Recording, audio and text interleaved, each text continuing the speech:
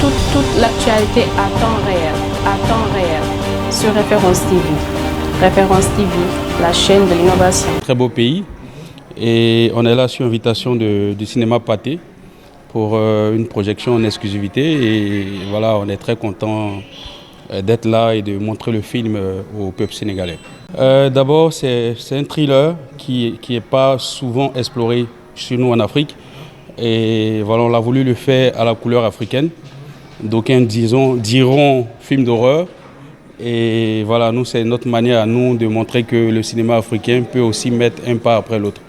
Voilà, donc c'est un film qui parle d'un justicier qui vient venger la mort de sa fille. Et le reste, on va le découvrir au cinéma. J'ai un contact ici qui a bien voulu, étant donné que le film s'est bien comporté en Côte d'Ivoire, a bien voulu que le film vienne ici. Et je pense que la mise en relation s'est faite par lui. Et après, bon, nous, on a juste pris attache après le contact. Voilà, donc en gros, c'est un peu ça. Là, c'est un masque de chez nous. C'est un masque d'un peuple de la Côte d'Ivoire, d'un peuple Oué. Le peuple se prénomme Oué. Et c'est un masque justicier. On l'utilise, le masque il sort souvent pour régler des litiges, des problèmes de conflits. Et voilà, il est un peu mystique, il est là pour régler vraiment tout ce qui n'est pas en règle en fait. Je pense déjà, quant à Maoula dans ton film Erré, c'est tout un honneur parce que c'est des légendes, comme je ne cesse de le dire, c'est des légendes chez nous. C'est des personnes qui tournent dans de grosses productions. Et vraiment, comme c'est un film audacieux, on a voulu faire avec des moyens qui allaient justifier notre audace. Et voilà, donc c'est l'une des raisons pour lesquelles on a contacté ces deux légendes pour qu'ils interviennent dans le film. Ça, c'est des questions qu'on va régler avec Samuel Gauthier. Mais sinon, en Afrique, il y a beaucoup de demandes et on espère que voilà, on va répondre aussi à la demande de tous les autres pays. C'est un clin d'œil plutôt à la tradition parce que je pense que nous, Africains, on a un devoir, c'est d'éduquer et de ramener nos jeunes frères à nos traditions.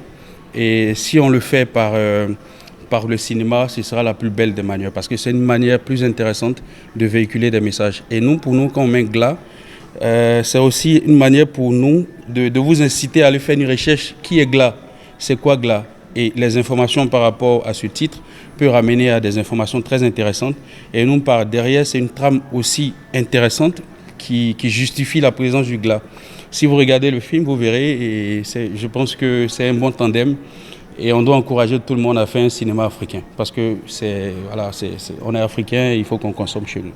C'est vraiment... D'abord, le film a été tourné en 4 jours. C'est un exploit en 4 jours. On avait pour objectif, un long métrage, ouais.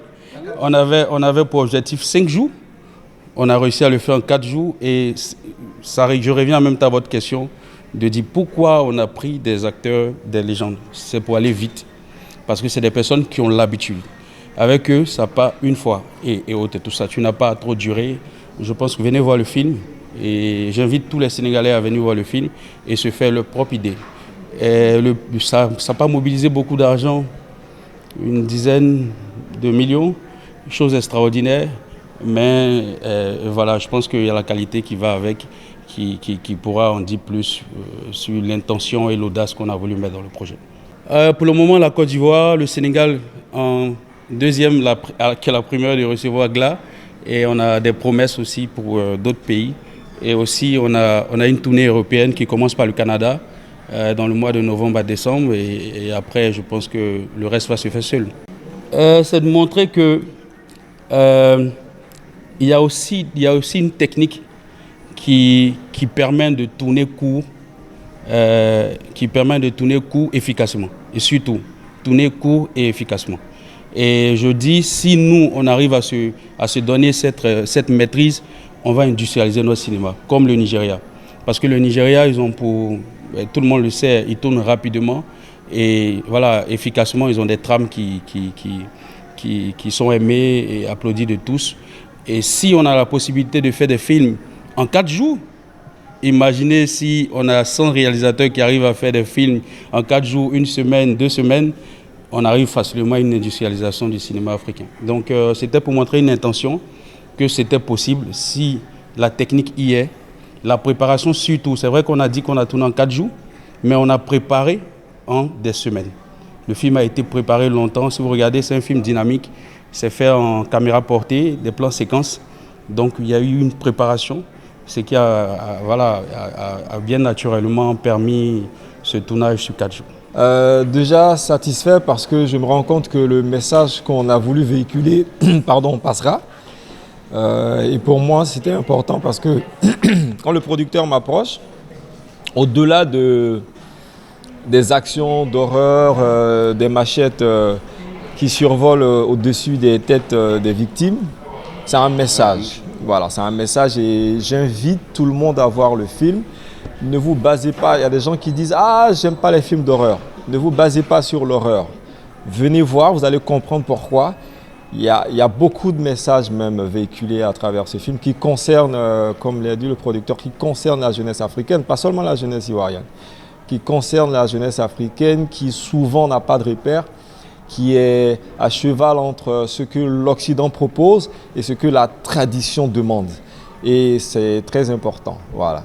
J'ai joué le rôle de celui qui tue les gens, qui fait couler le sang et qui prend plaisir à le faire. Et c'est un message derrière. Je tue avec la machette, je tue avec le pistolet et je tue avec le regard. Le message, il est très spirituel, il est très humain. On va parler de karma. C'est la pièce que tu as lancée, elle retombera. Ou tu ne sais pas. Et peut-être que c'est celle-là que tu cogneras. Parce qu'elle va se mélanger à beaucoup de pièces et tu ne sauras pas laquelle. Donc si tu veux, tu la marques. Si tu prends le soin de la marquer, peut-être que finalement tu ne la lanceras pas. Parce que finalement tu vas commencer à l'aimer. En tant qu'acteur, oui. Quand on me soumet le scénario, en tant qu'acteur, oui. Parce que je me dis, ça va contribuer, ou ça peut contribuer à changer les choses. Et le rôle d'un artiste, pas d'un acteur, parce que pour moi, il y a un acteur et un artiste. Il y a un chanteur et un artiste. Le rôle d'un artiste, c'est de faire en sorte que le peuple dont il est porte-voix se porte bien. L'artiste ne veut pas du mal de son peuple. Peut-être un président de la République, mais pas l'artiste. L'artiste fait en sorte que quand le président de la République se comporte mal, le peuple peut compter sur lui pour dire « ça c'est pas bon » parce qu'il écoute le peuple qui est divergent. Le peuple se plaint. Le président n'entend pas souvent parce que ses conseillers ne lui disent pas la vérité. Mais l'artiste va lui dire, le peuple dit que ça c'est pas bon. Et ça peut amener à changer. Et quand ça change, l'artiste est content. Et on dit que ce qu'un homme n'a pas pu faire et dire de son vivant rend son cercueil lourd. Et un artiste, normalement, quand il s'en va, son cercueil est léger parce qu'il a dit. On va dire qu'il y a 2 assassins, mais il y a un assassin qui se base principalement sur l'enquêteur Max, puisque c'est son histoire, en fait, où il y a des assassins qu'il recherche, que lui-même veut assassiner. Donc, on est toujours dans la poursuite, en fait, des personnes qui ont causé des traumatismes chez une personne et qui font que cette personne a la haine et une certaine vengeance dans le cœur et dans la tête aussi. Et qu'il a besoin en fait justement de trouver quelles sont les personnes qui ont tué des personnes qui ont été sensibles à sa vie, qui ont été proches à sa vie. Et voilà, je ne vais pas spoiler le film non plus en citant tout ce qui se passe, mais voilà, le procureur Omar Koné, c'est quelqu'un qu'on pense de quelqu'un de rangé, quelqu'un de stable, mais c'est quelqu'un aussi qui est derrière une secte qui justement en fait fait des choses très malsaines pour justement améliorer sa vie, celle de sa fille, améliorer la vie de sa famille, en faisant bien sûr des sacrifices et certaines choses qui... J'en dis beaucoup, mais voilà, et après c'est l'assassin qui est à côté de moi qui fait son travail. Bon, je sais pas, après je suis pas derrière chaque famille ou chaque personne pour savoir si c'est comme ça qu'ils procèdent pour améliorer leur vie ou pas. Nous on fait de la fiction et du cinéma, après ce qui concerne la réalité, je m'en occupe pas du tout. Ça c'est pas mon problème. Mais après, voilà, on crée quelque chose. Le réalisateur et auteur de ce projet crée justement une fiction autour de ça. Maintenant, c'est pas forcément le vrai message qui veut être véhiculé là-dessus, sur le fait d'organiser des sectes ou pas. Je pense que c'est plutôt en fait de montrer l'amour qu'on a pour ses enfants, qu'on a pour une famille, et de quoi on est capable en fait justement quand on a ôté la vie de quelqu'un qui est aussi votre vie à vous, puisque vous avez donné naissance à cette personne. Donc c'est des choses voilà, que des personnes peut-être sont capables de faire dans la vie de tous les jours. Oui, et il en existe. Alors je vais vous dire, moi en fait, après une vingtaine d'années de carrière, oui, c'est vrai que c'est mon premier registre et thématique dans des films d'intrigue, dans des films d'horreur, on va dire.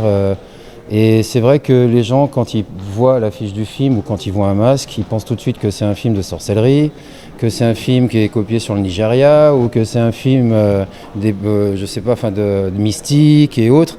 Non, c'est simplement quelqu'un qui se cache derrière un masque parce qu'il a décidé de se déguiser de cette manière. Si on prend l'exemple de Scream, souviens-toi l'été dernier ou autre, tous ces vengeurs masqués ont décidé de mettre quelque chose sur leur tête parce que c'est leur style à eux et que voilà, c'est ce qu'ils ont décidé. Mais après, c'est pour moi un nouveau registre. C'est pour ça que j'ai accepté aussi, parce que c'est une nouvelle thématique dans mon CV, dans tous les films que j'ai faits, qui est nouveau pour moi. Et c'est vrai que bon, le rôle d'un procureur qui se comporte de cette manière, c'est la première fois. Sinon, c'est vrai que j'ai toujours eu l'habitude d'avoir des rôles un peu gentils, de papa, ou bien de policier, de films d'action aussi, ou de choses de comédie aussi. Et là, pour moi, c'était un plaisir justement, et aussi d'encourager la jeunesse ivoirienne, parce qu'on est dans l'année de la jeunesse en Côte d'Ivoire, et c'est important d'encourager ces jeunes qui entreprennent de faire un film aussi, et surtout que c'est son premier long métrage. Donc c'est encourageant même d'être derrière, et toutes les personnes qui ont travaillé dessus, on se dit voilà, on est là pour rester soudés, et on s'occupe même pas, peu importe du cachet, on s'en fout. C'est pas ça qui nous importe, c'est de savoir aussi si l'histoire nous intéresse. Parce qu'un acteur, quand il fait un choix, il ne le fait pas forcément pour de l'argent. Il sait qu'il sera payé de toute façon. Mais il le fait parce qu'il se dit que voilà, c'est un rôle qui me plaît. Et on a le luxe de pouvoir ou de refuser ou d'accepter. Ça dépend aussi de la capacité qu'on a à savoir si on est encore prêt à jouer ce genre de rôle ou pas. Donc moi, ça a été un plaisir quand j'ai lu le scénario, effectivement, et que Charles me l'a présenté. Et surtout qu'en plus, c'est un scénario qui est tiré en fait d'une série aussi, qui va bientôt apparaître. Enfin, voilà, c'est une des histoires même d'une série qu'ils ont écrite et qui fait partie justement de cette saga. Et honnêtement, quand j'avais lu les anciens scénarios, ouais, effectivement, j'ai trouvé que c'était vraiment très très intéressant parce que on change de thématique comme on a l'habitude de voir, que ce soit en Côte d'Ivoire, au Sénégal, partout ailleurs. On a l'habitude de faire je t'aime plus, je te fuis, je te suis, je suis plus là, je te divorce. Bon, on le voit partout, hein. Mais c'est bien aussi de s'aventurer et de s'engager et de créer un coup de poker dans un film, dans une thématique pareille, parce que il n'y a pas grand monde qui ose le faire. Et c'est bien d'avoir des jeunes comme Charles qui entreprennent ce genre de film à faire, et on les encourage même 10 fois plus, parce que je sais que derrière ça, ils ont encore plein d'autres idées et tout, et on a besoin de ces personnes-là. Alors, moi je vous dirais que par rapport au temps, nous on est formés pour tourner pour 1 mois et demi, 2 mois sur un long métrage, ou de tourner pendant 6 mois pendant une série. Donc 4 jours, qu'est-ce que c'est pour nous? C'est simplement un peu plus de travail au niveau de l'apprentissage du texte, au niveau de la direction artistique, c'est un peu plus de concentration, c'est un peu plus d'heures de travail. Mais après, on accepte les conditions, puisqu'on nous les a imposées. Et je vais vous dire qu'il y a des films qui se sont faits en 1 jour ou en 2 jours. Et ça existe, les Américains le font, pourquoi nous, en Afrique, on ne le fait pas? Il y a un film, Buried, qui a été tourné en 2 jours et qui a fait un succès énorme. Tout se passe dans un cercueil jusqu'à ce qu'il puisse s'en sortir. Et Buried a été tourné en 2 jours. Mais c'est des films qui ont fait du succès, c'est des films qui ont fait des coups de poker, et c'est un défi. Et le cinéma est toujours un challenge. Dans ce film, c'est un film qui est 100% ivoirien, avec des acteurs 100% ivoiriens, des techniciens 100% ivoiriens, et qui a tourné à 100% en Côte d'Ivoire. Voilà, c'est un film 100% ivoirien, de la technique aux acteurs jusqu'au décor, et jusqu'à l'histoire et à l'écriture même, et jusqu'à la finition et la livraison PAD, voilà, tout est ivoirien. Alors, bien sûr, le but après d'un long métrage, c'est de le véhiculer et qu'il soit itinérant en fait dans d'autres pays, hein. On a le Sénégal, on a le Burkina, on a le Canada, et on a encore bien d'autres pays à conquérir aussi et des festivals aussi à conquérir parce que c'est le but d'un long métrage. On ne peut pas sortir un long métrage et le laisser dans un tiroir, prendre la poussière et puis qu'il ne voit pas le jour. Après, bien sûr, c'est à la production et au réalisateur de se battre pour justement à ce que le film soit véhiculé en fait un peu partout et pourquoi pas même être doublé dans d'autres langues pour qu'il soit vu, même dans le côté hispanophone, anglophone. Voilà, c'est aussi le but. Comme on dit, le cinéma c'est un business. Toute l'actualité à temps réel sur Référence TV. Référence TV, la chaîne de l'innovation.